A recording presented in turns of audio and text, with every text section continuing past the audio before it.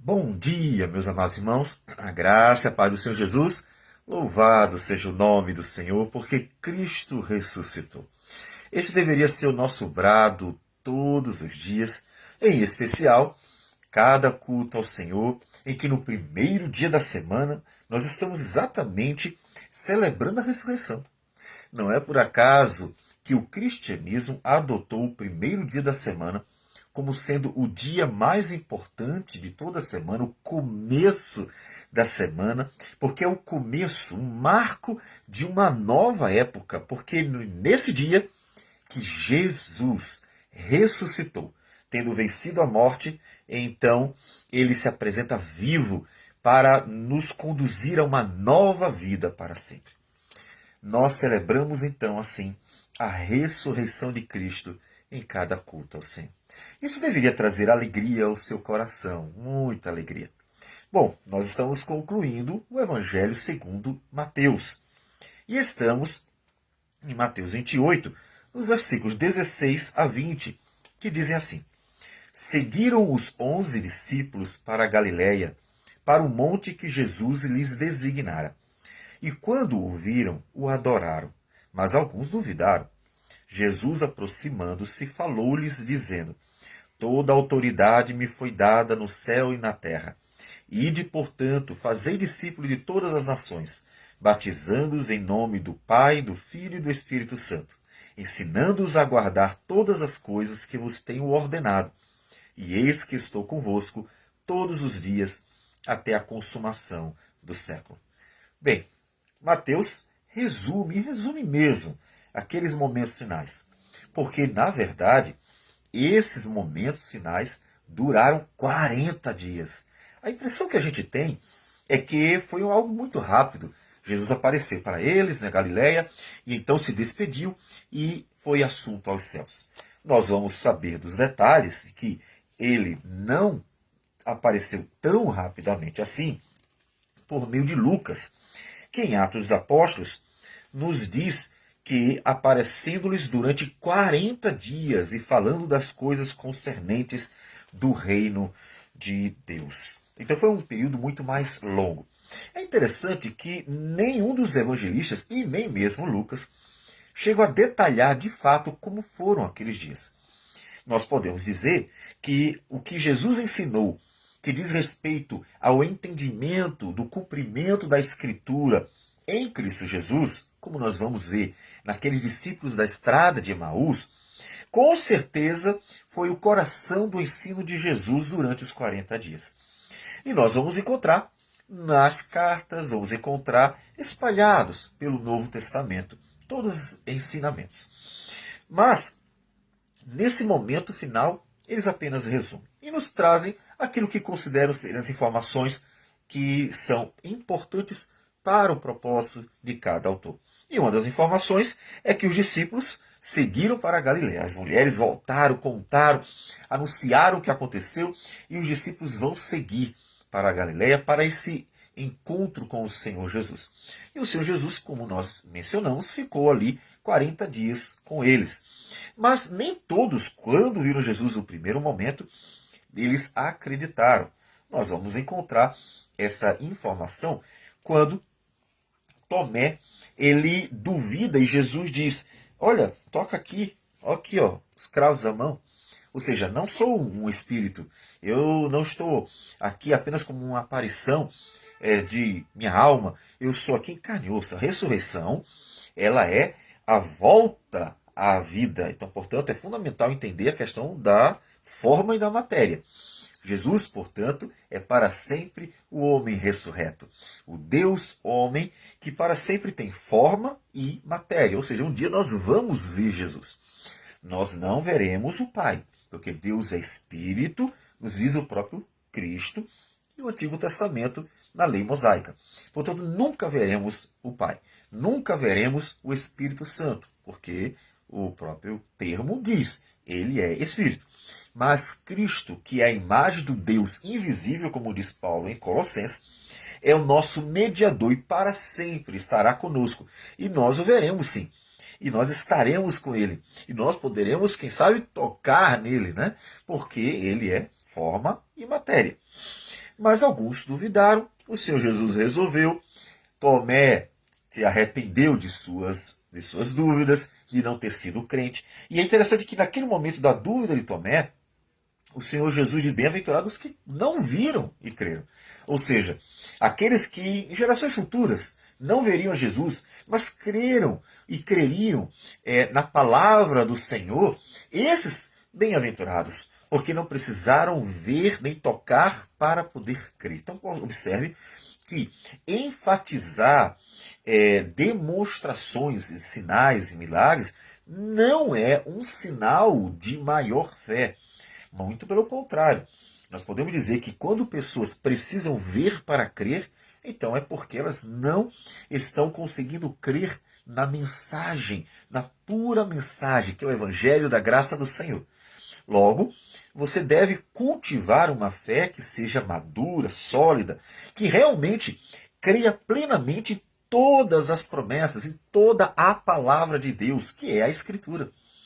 Cultive, então, uma confiança plena no simples fato de Deus estar dizendo. Aquela fé que nós vamos encontrar em Sadraque, Mesaque, Abednego, que diante do desafio de Nabucodonosor, disseram: não importa o que o Senhor está dizendo, nós não vamos adorar as imagens, porque nós adoramos ao Senhor, e se Deus quiser nos livrar, bom, se não quiser, continuaremos firmes nisso. Ou seja, eles estão convictos de quem Deus é, do que Ele exige de nós, e eles simplesmente professam sua fé. Então, uma fé sólida, isso é fundamental. Deus graciosamente perdoa aqueles que duvidaram no momento inicial daquele encontro com o Senhor Jesus. Mas o texto continua e diz que o Senhor Jesus então afirma para eles, porque o objetivo dos apóstolos, que significa enviados, né, é exatamente o propósito deles. Os apóstolos são os enviados, são mensageiros, e eles deveriam levar adiante tudo o que eles aprenderam. Qual era o propósito fundamental, coração do propósito dos apóstolos? Serem testemunhas oculares, audíveis, de tudo aquilo que o Senhor Jesus fez e disse. Portanto, eles deveriam transmitir adiante tudo com fidelidade, não deveriam inventar nada, simplesmente transmitir adiante todo o conhecimento de Deus, toda a palavra do Senhor. E assim, eles deveriam confiar naquilo que o Senhor Jesus prometeu para eles. Toda autoridade me foi dada no céu e na terra. Então façam em meu nome, confiem na minha palavra, sigam adiante, porque eu estou convosco todos os dias até a consumação do século, que é a palavrinha final de Mateus. Ou seja, eu não abandonei vocês, apesar de eu ter sido assunto aos céus, cumprirei a palavra que nós encontramos em João, de enviar o Espírito Santo, vosso advogado. Como o Senhor Jesus diz: olha, eu mandarei um outro consolador. Eu prefiro ter um outro advogado, porque é aquele que estará intercedendo em favor de vocês, com vocês, né? Como lá em Romanos capítulo 8, o apóstolo Paulo menciona. Então eles teriam que confiar em tudo que Jesus diz e seguir fazendo a obra. Claro que isso foi desafiador. Por quê? Teve momentos, e muitos momentos, logo no início, em que eles se depararam com uma realidade adversa. Muito provavelmente eles partiram felizes e pensando que uma grande obra aconteceria imediatamente, mas o que eles encontraram pouco tempo depois não foi apenas a conversão do povo, mas eles encontraram muitas pessoas perseguindo eles. Então eles se depararam com situações difíceis. Portanto, eles deveriam realmente confiar plenamente nas promessas de Deus, confiar plenamente na palavra do Senhor, deveriam confiar plenamente em tudo aquilo que Deus havia dito a eles, ou seja, Filho de Deus, Jesus Cristo, e seguir adiante fazendo a obra. Observe, portanto, que Deus quer de nós uma confiança plena em todo momento. E esse é o grande desafio. Porque, claro, no momento bom da vida, qualquer pessoa dirá assim: ah, Deus tem sido bom conosco. Mas é exatamente nos momentos desafiadores em que nós somos confrontados, em que nós passamos por lutas, em que somos perseguidos, maltratados, em que nós vamos temos a realidade dos apóstolos, é que nós vamos mostrar o quanto nós confiamos mesmo nas promessas de Deus. Então, portanto, estar firme no Senhor é confiar na autoridade de Jesus, confiar na presença de Jesus, então siga confiando no Senhor. Quando os dias estiverem maus, lembre-se, os apóstolos passaram por muitas lutas e eles estiveram em função de Cristo durante a vida toda, pregando a palavra, fazendo a obra do Senhor. Qual era a missão deles então? É o que diz o versículo 19: fazer discípulos de todas as nações, batizando em nome do Pai, do Filho e do Espírito Santo. É interessante que aqui já há a indicação de que não apenas os judeus seriam salvos, mas pessoas do mundo inteiro. Eles não observaram no início, vão perceber somente depois. Porque ele não estava se referindo aos judeus de todas as nações, mas realmente a todas as nações. E isso nós vamos ver em Atos dos Apóstolos, quando o Senhor revela que não mais deveriam considerar impuros aqueles que não faziam parte da circuncisão. E é o que eles vão fazer. Eles vão seguir pregando a palavra. Aí você pode perguntar, pastor, eu não sou apóstolo, obviamente, não existe mais apóstolo, porque os apóstolos foram aqueles que foram testemunhas oculares e audíveis de tudo aquilo que Jesus disse e tudo aquilo que ele fez. Mas podemos então indagar: qual a nossa missão? O que eu devo fazer depois de ter crido no Senhor Jesus, depois de ter confiado na sua palavra, depois de ter me achegado a Ele e ter vivenciado a nova vida que o Senhor nos dá graciosamente pelo Santo Espírito? O que eu devo fazer? Olha, a missão da igreja continua a mesma. É uma igreja, inclusive, chamada de apostólica. Essa é uma das características do cristianismo. Ele é denominado de apostólico por duas razões. Porque está fundamentado na doutrina dos apóstolos, como nós vamos encontrar em Atos capítulo 2, versículo 42, mas também por ser uma igreja enviada. O cristianismo ele foi enviado a testemunhar a glória do Senhor. E é por isso que 2000 anos depois, aproximadamente, que o Senhor Jesus morreu na cruz e ressuscitou, ainda estão ouvindo falar das boas novas da salvação, o evangelho da graça de Deus. Porque o cristianismo entendeu que levar a boa nova é uma missão de toda a igreja. E nós vamos ver isso em Atos, porque logo em Atos dos Apóstolos, nós encontramos não só os apóstolos pregando, como o apóstolo Pedro, no capítulo 2, por ocasião do Pentecostes, mas temos depois a informação de que a igreja, principalmente com a perseguição, saiu se espalhando pelo mundo e diz, pregando, falando, anunciando o evangelho. Então, você precisa crer. E tendo crido para a sua salvação, para receber a graça redentora de Deus, você precisa anunciar também.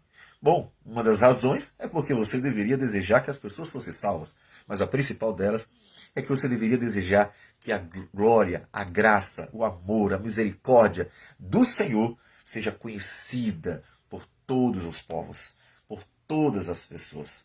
Então anuncie. E anuncie confiando nele. Muitas pessoas vão achar que depende delas. Porque tem sido alimentado muito essa ideia de que as pessoas têm que salvar outras e que as pessoas têm que encher a igreja. Isso é problemático. O cristianismo ele está se perdendo nesse pensamento. Porque o objetivo é levar a palavra e confiando que o Senhor é poderoso para tocar os corações.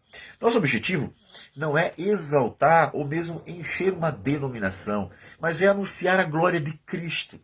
O propósito não é apenas ter um lugar cheio, o propósito é realmente fazer com que o nome de Deus seja glorificado entre todos e vidas sejam salvas.